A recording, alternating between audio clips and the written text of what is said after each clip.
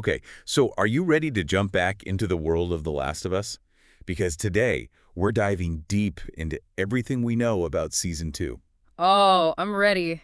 Been waiting for this. Well, you and everyone else, it seems. Luckily, you gave us that updated Wikipedia page so we can break it all down. Yeah, there are some interesting tidbits on there. That's an understatement. But we both know our listeners are already caught up on Season 1, so no need to rehash all of that. Right, they'll already know what that crazy ending was all about. Exactly.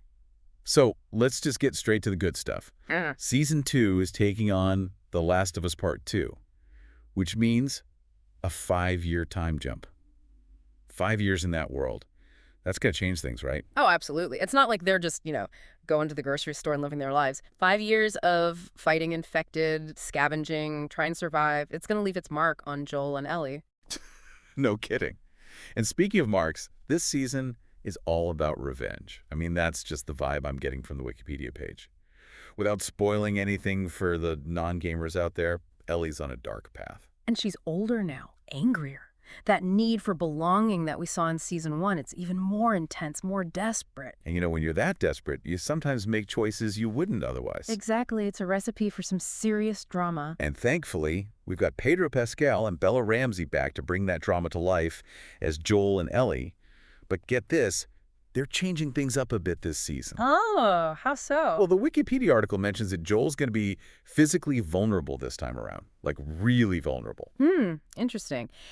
In the game, Joel's physicality is a huge part of who he is, right? He's the protector, always ready for a fight. Exactly.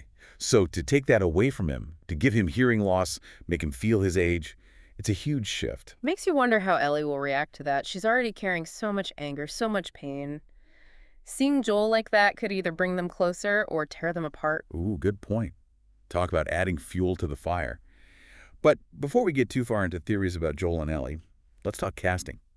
Specifically, all those rumors about who'd be playing Abby. Ah, yes. The casting news that had everyone buzzing. For good reason. They managed to snag Caitlin Dever. Caitlin Dever. Yeah. Seriously, what a fantastic choice. Right. I mean, have you seen No One Will Save You? Intense. She's got the acting chops to bring Abby's complexity to life. And she's going to need them because Abby's a tough character to pin down. Totally. 1 minute she's, well, I don't want to give anything away, but let's just say she's got layers. It takes a special kind of actor to pull that off. No doubt about it. But she's not the only new face joining the cast. We've got Isabella Merced as Dina. Oh, from Dora and the Lost City of Gold? The one and only. Cool. She's going to be playing a character who gets really close to Ellie. Interesting. And get this, Jeffrey Wright is back. Wait, really? As in, back to actually be on screen this time? Yep. Seems like they liked him so much as Isaac in the game, they just had to have him for the show. Makes sense. He's got that commanding presence, that gravitas that Isaac needs. After all, the guy's leading a community in the middle of, well, everything. Exactly. Oh, and one more casting tidbit that has me completely stumped. Okay, hit me. Catherine O'Hara. Catherine O'Hara. As in, Moira Rose herself. No way. Way. The Wikipedia page just mentions her alongside Pedro and Bella, but no character name, no hints. Wow, they're really keeping that one under wraps.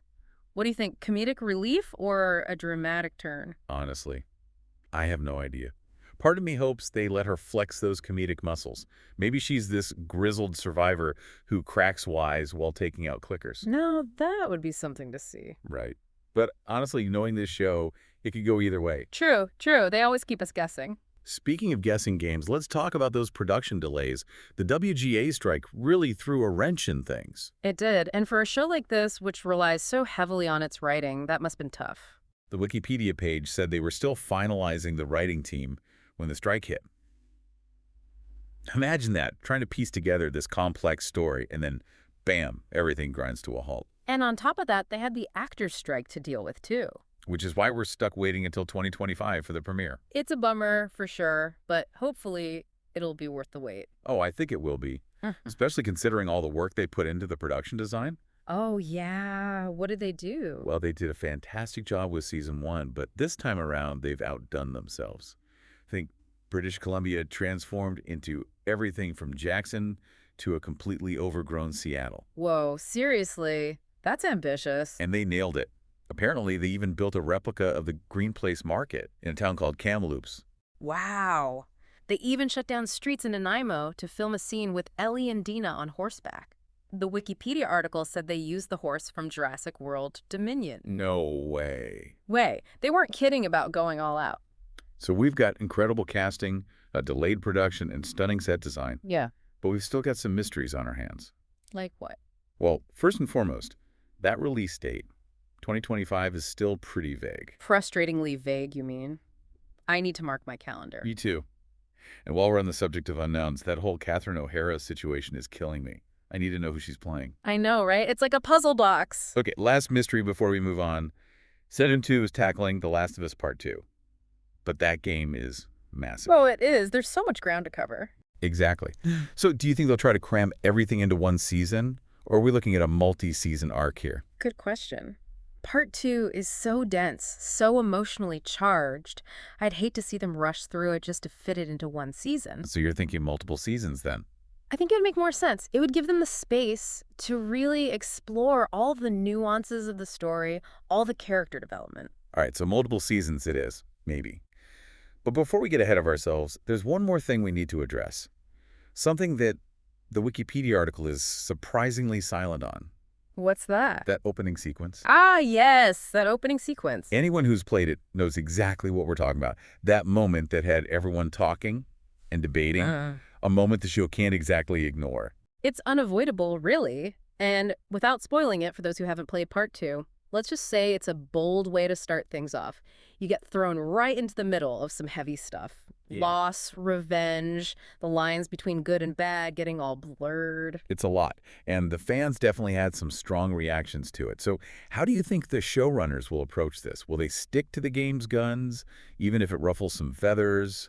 Or will they try to soften things up, maybe restructure things a bit? That's the big question, isn't it? On the one hand, you've got the game's creators involved, so they probably want their original vision to come through. But TV is a different thing. A wider audience, maybe some network folks getting nervous. A tricky situation to navigate. But knowing how this show handles tough topics, I kind of doubt they'll shy away from the darkness. I'm inclined to agree. And that's what makes The Last of Us so impactful, right? It doesn't give you easy answers, doesn't sugarcoat how messed up people can be even after the world ends.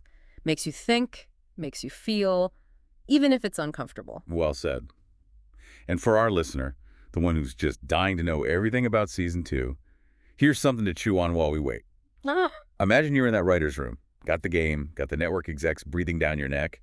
How do you bring that opening to the screen? What stays the same, what changes, and why? Tough choices. But that's what good art does, right? Gets us talking, makes us question things. And that's a wrap on another deep dive. Until next time, keep those theories coming.